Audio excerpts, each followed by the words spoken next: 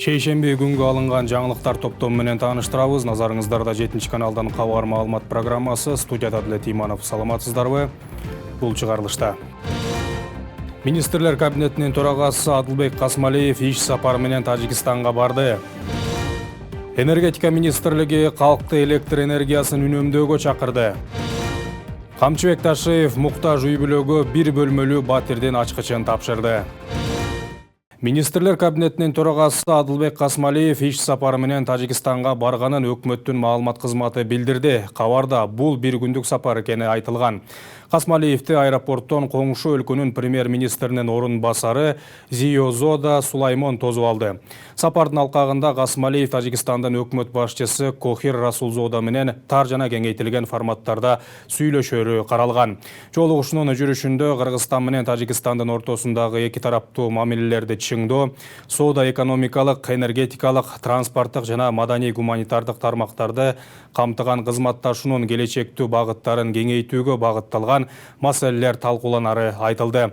Мындан тышкары Касмалиев Тажикстандын гидроэнергетика тармагындагы тажрыйбасы менен таанышуу үчүн Рогун КЭСине барат. Кыргызстан менен Тажикстан 2030 жылга чейин товар жүгүртүүнү 500 миллион долларга жеткирүүнү пландап жатат. Бул тууралуу эки өлкөнүн премьер-министрлери Адылбек Касмалиев менен Кохир Расулзоданын тар чөйрөдөгү жолугушуусунда айтылганын өкмөт билдирди. Кыргыз тарап Тажикстандан товарларын ЕЭП рыногуна жеткирүү үчүн эффективдүү жол катары чыгууга даяр экенин тастыктады. Мындан тышкары айыл чарба продукцияларын кайра иштетүү тармагында Тажикстандын тажрыйбасын үйрөнүүгө кызыктар экенин билдирди деп айтылат маалыматта. Касамин долбоорун ишке ашырууга өзгөчө көңүл бурулган. Тараптар эки өлкө ортосунда төз авиакаттамдарды ачуу маселесин да талкуулады. Айдоочулук күбөлүк алуу үчүн талап кылынган 083 медициналык маалымат санариптештирилет. Мындай милдетти Министрлер кабинетинин төрагасы Адылбек Касмалиев Саламаттык сактоо министрлигине жана унаа каражаттарын жана айдоочулук курамды каттоо боюнча мамлекеттик агенттигине тапшырды. Маалымат алуу убактысы 7 күндөн эң көп дегенде 2 күнгө чейин кыскартылып, адамдын бир баруусу менен аякташы шарт. Бардык маалыматтар санариптик базага киргизилет. Демек, бурмалоо мүмкүн эмес болот. Маалымат алмаштыруу автоматташтырылат. Медициналык уюмдардын кагаз түрүндөгү бланктарга кеткен чыгымдары кыскарат, деди Касмалиев. Белгиленгендей, кагаз түрүндөгү маалыматты жасалмалоо тобокелчилиги да жогору. Мындан улам жаран медициналык кароодон өткөндөн кийин анын 083 формасындагы маалыматты автоматтык түрдө унааларды жана айдоочуларды каттоо агенттигинин базасына жөнөтүшү керек. Учурда мектептерде 12 жылдык окуу системасын киргизүү аракеттери көрүлүүдө. Аны Билим берүү министрлиги демилгелеп ишке ашырып жатат. Бирок бул аракеттер коомчулукта ар кандай сын пикирлерге жем таштап, жаңы системага каршы болгондор басымдуулук кылууда. Бул боюнча Министрлер кабинетинин төрагасынын орун басары, Улуттук коопсуздук мамлекеттик комитетинин башчысы Камчыбек Ташиев да жеке пикирин билдирип, мектептердеги билим берүү начарлап кеткенин жана бул түйшүктү чечмейинче башка системага умтулуунун кереги жок экенин айтты. Кечээ жогорку кеңештин жыйынында билим берүү тармагында бир топ маселелер талкууланды. Анда депутат Камила Талиева өлкө азыр 12 жылдык билим берүү системасын өтө албай тургандыгын айтып, сынга алды. Анын айтымында бул системанын азыр зарылдыгы жок. Тескерисинче 10 класска чейин гана билим берүү болоорун айтууда. Элдин баары каршы болуп атат. 10 жылдык өтөлү андан көрө. Ушул улуу Англияда эле тиги СССРдин тиги системасына кайтып атат деп. 12 жылдык эмес, 10 жылдык өтөлү кайра депчи. Билимдин сапатын күчөтөлү дегенбиз. Эми көрөбүз, Сингапурду айтып, Малайзияны айтып отурат. Министрлик тарабынан бул демилге айтылгандан бери коомчулукта түрдүү пикирлер айтылып, дале болсо бул тууралуу талкуулар токтой элек. Ардагер мугалимдин айтымында бул сунушталган жаңы системага өтүүдөн мурун коомду, анын ичинде өзгөчө жаштарга алардын талим тарбиясына көңүл бөлүү керек деген ойдо. Азыр 12 жылдык билимди киргизүүгө мен өзүм жеке оюмда каршымын. Эмне үчүн каршымын? Азыркы билим берүүдө окуучуларды тарбиялаш өтө оор. Азыр болсо коом башкабы, коом өзгөргөн сайын баардык нерсе өзгөрүп атат да. Азыркы жаштар көбүнчө билимге кызыкпай калган чындыгында. 12 жыл окугуча бала тажактап өтөт мектептен. Билим берүү министри Догдургүл Кендирбаева буга чейин 12 жылдык билим берүү боюнча 7 каналга маек берип, анда бул система керек экендигин белгилеп өткөн эле. Алтын казык билим берүү системасын трансформациялоо бул ошол жаңылануу деп билсек болот. Жаңылануу башталды. Жаңылануу башталганда мына биринчи дүйнөлүк стандартта китеп сатып алдык. Укугун. Бул биринчиден 12 жылга чейин. Быйыл буга чейин нулевой класста окутуп келсек, мындан ары милдеттүү түрдө нулевой класс окутулат. Азыркы учурда октябрга чейин билим берүү стандарттарын жаңы стандарттар иштелип чыгат. Ошол негизинде предметтик стандарттар иштелип чыгып атат. И параллель ошол стандарттар негизинде улуттук компонентте, мамлекеттик компоненттеги окуу китептери иштелип чыгат. Бул боюнча УКМК төрагасы Камчыбек Ташиев өзүнүн социалдык тармактагы расмий баракчасына 12 жылдык окууга өтүү туура эмес экендигин айтып, ага байланыштуу бир топ түшүндүрмөлөрдү жазды. Ал белгилегендей, эгер 12 жылдык билим берүү системасынан өтө турган болсо, ага чейинки маселелер чечилиши керек экендигин билдирди. Саламатсыздарбы, урматтуу эл журт. Мен бүгүн өтө орчундуу болгон, эртеңки келечек муундардын жана мамлекетибиздин тагдырына чейин кесепетин тийгизе турган маселеге ачык оюмду билдирейин деп чечтим. Бул маселе азыркы учурда коомдук талкууга чыгарылган билим берүү системасындагы мектеп окуу мөөнөтүн 12 жылга чейин узартуу боюнча жүргүзүлгөн аналитиканын негизинде жаралды. Менин жеке оюм боюнча бул туура эмес. Эмне үчүн? Биринчи, биздеги мектептеги билим берүү өтө начарлап кетти. Ушул түйшүктү чечмейинче башка системага умтулуунун кереги жок. Экинчи, жактоочулар айтып жатышат. Чет мамлекетке барып окууга ыңгайлуу болот дешет. Статистиканы алып көргүлөчү. Болгону 3-5% гана бүтүрүүчү Европа, Америкага барып окушат экен. Калгандары КМШ мамлекеттеринде жана өз өлкөбүздө эле жогорку билим алууну улантышат. Үчүнчү, финансылык экономикалык жагынан да өтө көп зыянга учурап калабыз. 30 миңден ашык кошумча мугалим, 200-дүн тегерегинде кошумча мектеп жана башка. Төртүнчү, биз алдыңкы мектептерди жоюп, арткы мектептерге теңеп салдык. Бул да чоң көйгөй болду. Билим берүү боюнча негизинен эле айта турган болсок, биз өтө чоң кооптуу абалга бара жатабыз. Себеби жогорку окуу жайда окуу жөнөкөй эле акча төлөө, зачетканы толтуруу жана кимдир бирөөлөр үчүн байлык топтоо системасына айланды. Университеттерге окууга барбай эле, миграцияда же чет өлкөлөрдө жүрүп эле диплом алгандар көбөйдү. Жана бул көрүнүш бардык жогорку окуу жайларда кездешип жатат. Университетте 200 студент диплом албаса да, таза, жакшы эмгеги менен билим алган 20 студент диплом алса, мамлекет үчүн алда канча пайдалуу эмеспи? Дагы бир жолу бардык жогорку окуу жайлардын жетекчилерине эскертип кетемин. Ар бир жогорку окуу жайды текшерүүгө жетишебиз. Жакынкы 2 жылда коррупциясы жок мамлекетке айланабыз. Баарыбыз чогуу аракет кылышыбыз керек.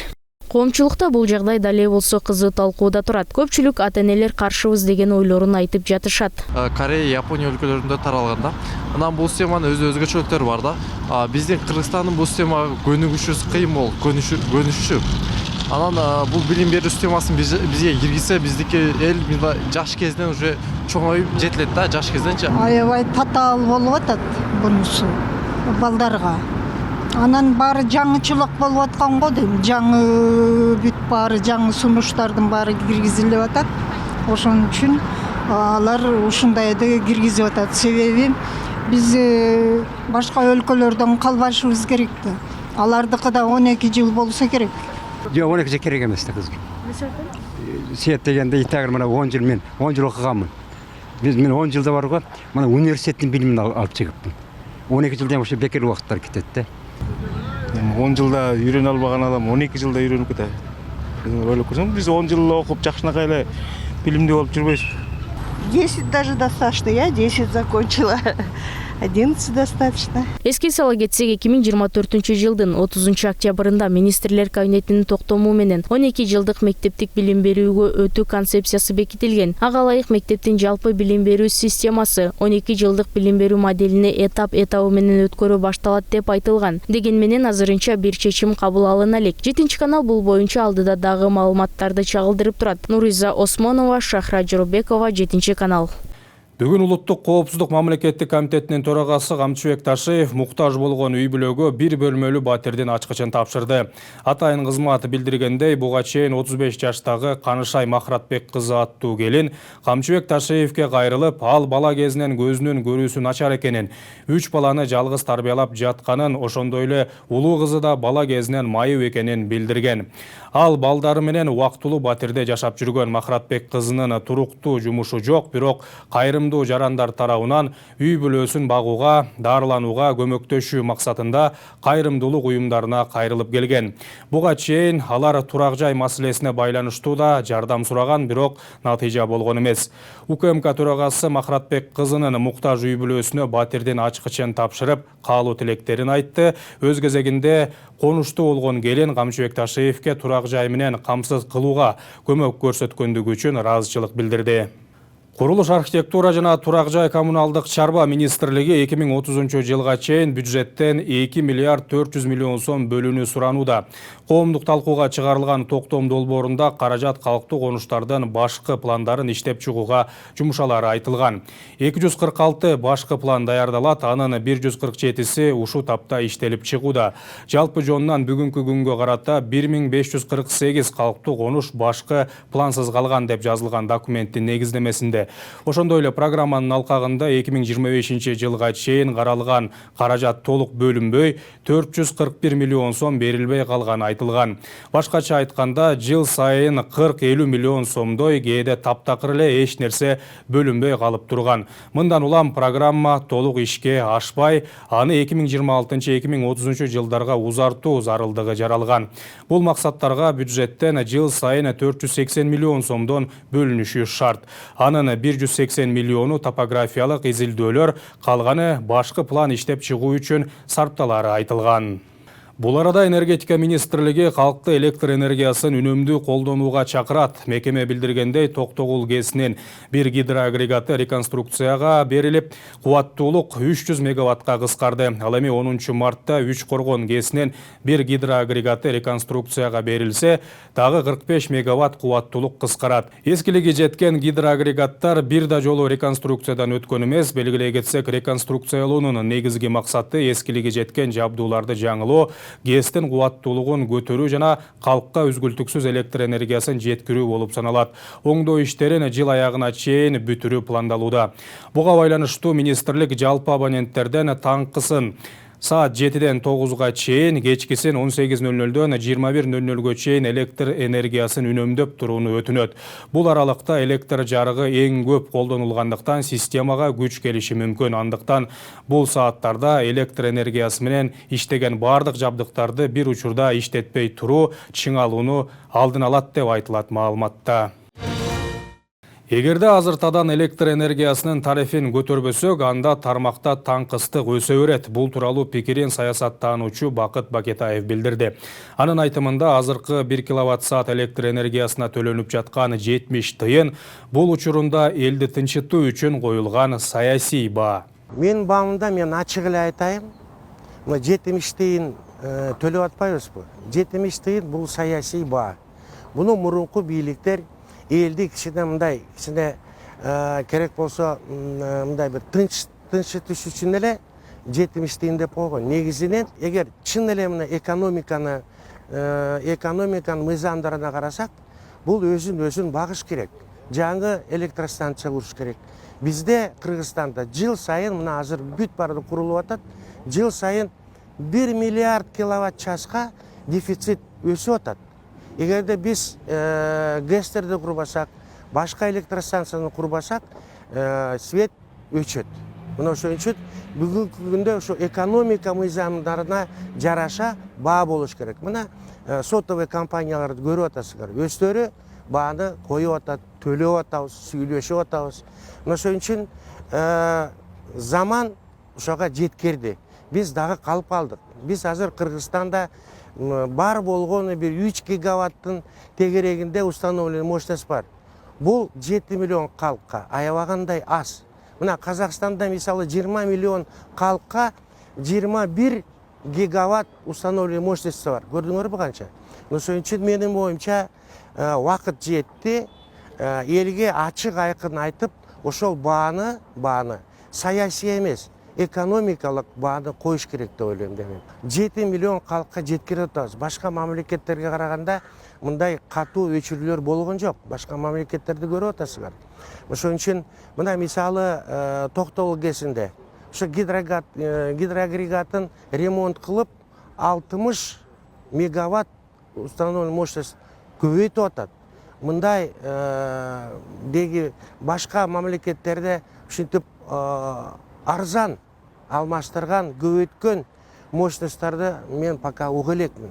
Ошон үчүн биздин мына акыркы жылдары 30 жылда деп коеюн, 30 жылда бир гана ГЭС тургузулду, мына Баласаруу 25 мегаватт. Бул бюджеттин акчасына, бул элдин акчасы.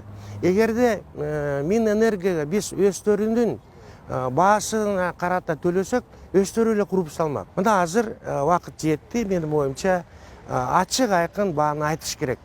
Ошонун экономика боюнча, ошонун мыйзамдары боюнча биз төлөбөсөк, анда биздин энергия, свет жакын арада өчө турган болуп атат. Эмгек министри Равшан Сабиров Улуу Британиянын айыл чарба тармагындагы сезондук жумушка талапкерлерди тандоо иш-чарасына катышты. Ал жарандарды чет өлкөдө ишке орноштуруу борбору жана Улуу Британия өкмөтү ыйгарым укук берген Hops Labor Solutions Ltd жана Proface операторлары тарабынан уюштурулган.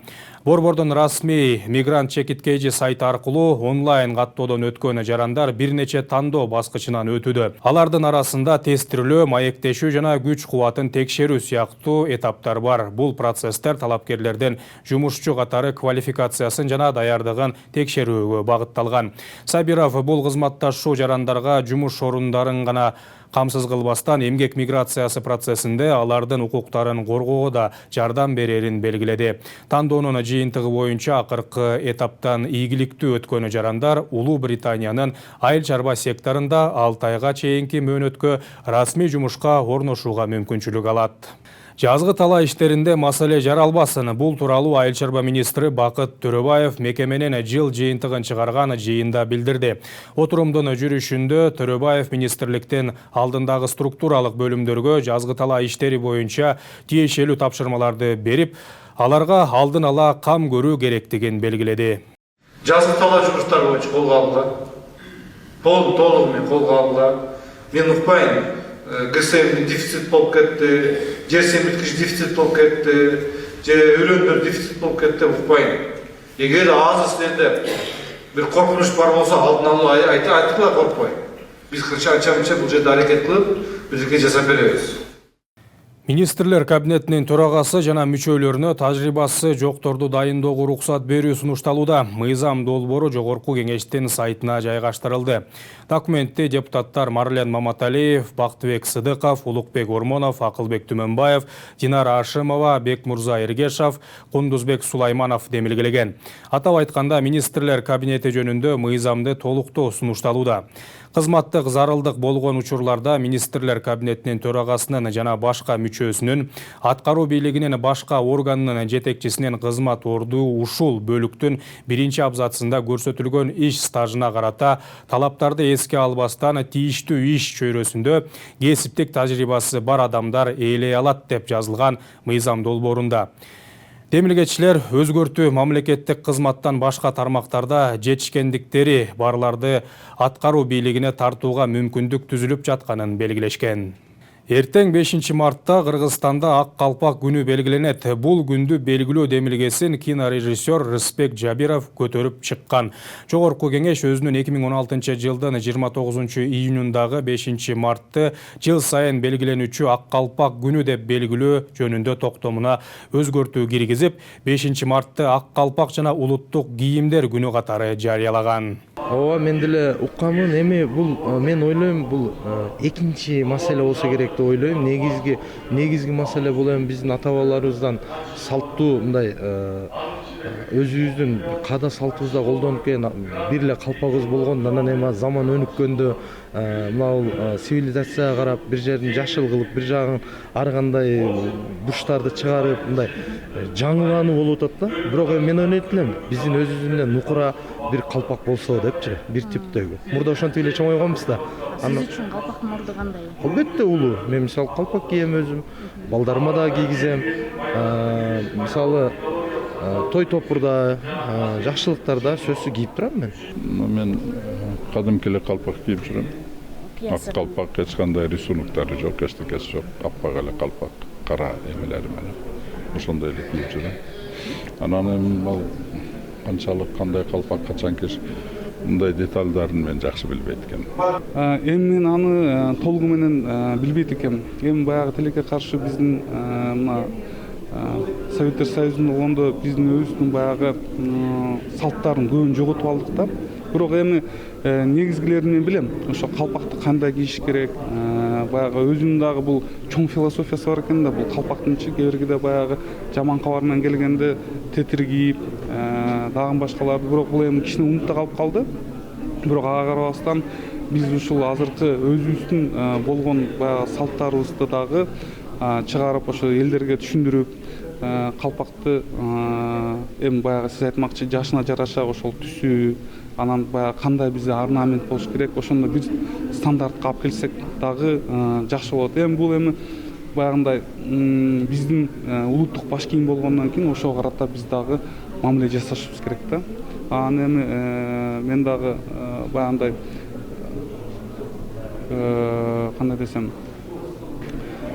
алысмын бардыгын бардыңар калпак кийишиңер керек. Эми заманга жараша да, бирок эми биз унутпашыбыз керек деген маселени айтып атам. Анан эми 5 март күнү менен келе жаткан ошол майрам менен да алдын ала куттуктап кетким келет. Ошол силердин көрүүчүңөрдү. Анан ошо айтат элем, кандай болбогондо ошол биз өзүбүздүн культурабызды сактабасак, ошол урматтабасак, эч ким муну урматтабайт. Ошон үчүн биз өзүбүздөн башташыбыз керек. Өзү орду абдан чоң, эмнеге дегенде бул биздин традиционный, орусча айтканда традиционный головной убор да. Анан калпакты сиз айткандай баардыгы эле бир эле эмеде кийиле бербейт. Чынын айтканда мен калпак өтө көп кийбейм. Бирок эмнегедир менде ушундай сезимдер болуп калган ба? Көп эле кыргыздарда ушундай го, жанагы чет өлкөгө чыкканда калпак салып ошол жакка барганда сыймыктанып, Европадагы коопсуздук уюмдарынын жыйындарына барганда ушу калпак кийип жүргөн учурларым бар. Бирок мен туурасын айтайын, калпактын бөлүнүштөрүн билбейм. Азыр экөөбүздүн мына 7 каналдын Facebook'унан, YouTube'унан көрүп аткан жарандарыбыз мени сөгөт болуш керек, бирок сөксө чыдайм. Эми туурасын айтып атам да, мен калпактын бөлүнүшүн билбейт экен. Мага калпак эми улуттук баш кийим, биз сыймыктанып, анан көбүнчө ошо чет өлкөгө чыкканда ошо келип сурашат. Сүрөткө түшкөн учурлар көп, мисалы, ой, баш кийимиңер депчи. Ошон үчүн мындай жалпы маалымат ушундай да. Бирок сыймыктанып кийип жүрөбүз. Калпакты мен жанагындай мончолорго кийбейм, барктап, калкалап, улуттук баш кийим катары абдандай сыйлайбыз, барктайбыз. Мен эми мынчалык орусча айтканда тонкостторго көп маани бербейм. Мен үчүн ак калпактын өзүнүн орду бар. Мен үчүн калпак кийиш бул өзүнчө бир сыймык. Ошону билем. Вот мен ачык эле айтсам, мен мындай жаштар боюнча бул мисалы 20 жаштагы бала кандай калпакты кийген, анан аксакалдар кандай кийет, мен ачык эле айтсам, мен билбейт экенмин аны. Бирок сөзсүз окуйм ошол боюнча. Эми менин оюм, тилекке каршы бизде азыр Кытайдан алып келип атышпайбы калпактарды. Биз өзүбүз ошону чыгарыш керекпиз да. Бир белгилерди ошол жерге кылып эле же мисалы тыюуну салыш керек. Кытайдан ошол алып келиш бул туура эмес өзү. Калпактар бияктан эле чыгарылыш керек да. Анан биз өзүбүз ошону мындай чыгарбасак уят эле да. Ошон үчүн мен оюм, мен өзүм майрам күндөрдө кийем, а так, конечно, мындай күндөрдө кийбейм. Ал калпакты биз кыргыз калпагы менен билинебиз да, кыргыз экенибизди. Кыргыздын калпагы бул чет өлкөгө чыкканда дагы кыргыз өзүн таңазалап ошол жерде калпагы менен айырмаланып жүрөт да. Анан бул улуттук баш кийим болгондон кийин кыргыздын көп жерде мындай кийип жүрсө бул адамдын ички дүйнөсүнө дагы бир топо сезими, патриоттук дейбиз. Жакшы болот эми ошо кийип жүргөнү. Калпактын аябай кийгендин, калпактын түрүнүн мааниси өтө көп, өтө чоң мааниси калпактын. Ошондуктан эми бул кыргыздын баш кийими, буну өтө даңкташыбыз керек, өтө мындай баалашыбыз керек. Ошондуктан эми калпактын ар түрдүү бар. Жаш бала кие турган, аксакал кие турган, орто жаш кие турган, анын түрлөрү бар. Биз калпак менен сыймыктанабыз. Ошо мен дайыма калпак кийем өзүм. Ошондуктан калпак мен үчүн өтө мындай улуу, жогору нерсе. Бүгүнкү күн мына ушундай жаңылыктар менен эсте калды. Ушул жана башка кабарлар менен кенен 7 каналдын сайтынан жана социалдык тармактагы баракчаларынан да таанышсаңыздар болот. Кайрадан эфир аркылуу амандашканча саламатта туруңуздар.